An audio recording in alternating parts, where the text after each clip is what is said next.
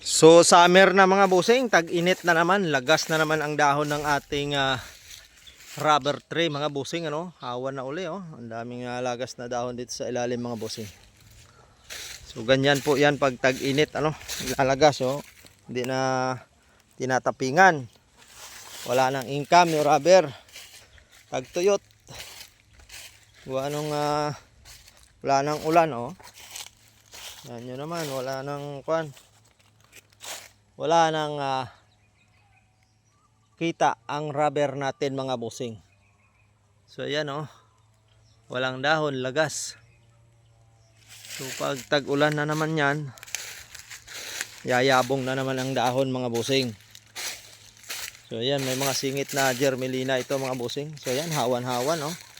Pati yung kalamansi dito mga busing sa ilalim, wala na, hindi na rin napakinabangan. So ganyan, no? Dahil pag maraming bunga, walang buyer. So ito, may mga bunga pa nga, oh.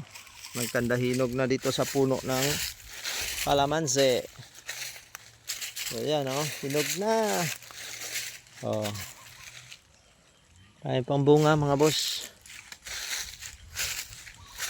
Ayan, dito tayo sa gitna ng germelina at rubber.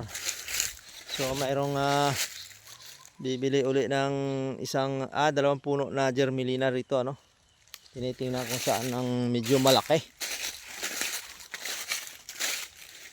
para gawing 2x2, 2x3, ano, pang kubo.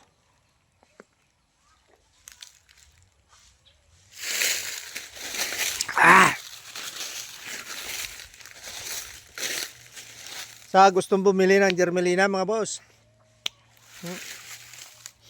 kailangan hindi gano'ng malaki, no? Tama lang. Oh, wala na. Lagas na yung dahon. Dito mo tanay tudlo ba din to mga dako-dako ko. Tapos punta to, at tanat gagmay ba ito?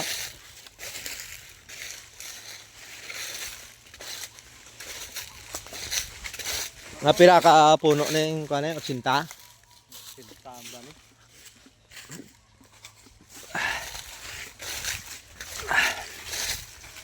Baligya alanganin.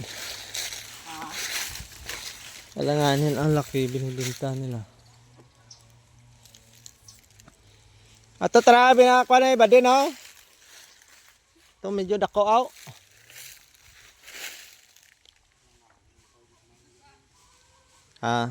Sisinso tayo mga boss.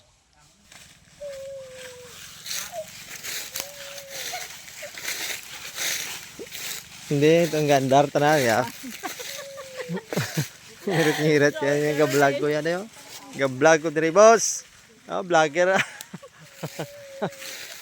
Lagas na ang dahon ng rubber sa sobrang init. Yan yung ating area dyan sa kabila naman mga boss, yung pomelo. So naghahanap tayo ng medyo malaki-laki para medyo marami makuha natin na ano, lumber. So ito, isa medyo malaki ito.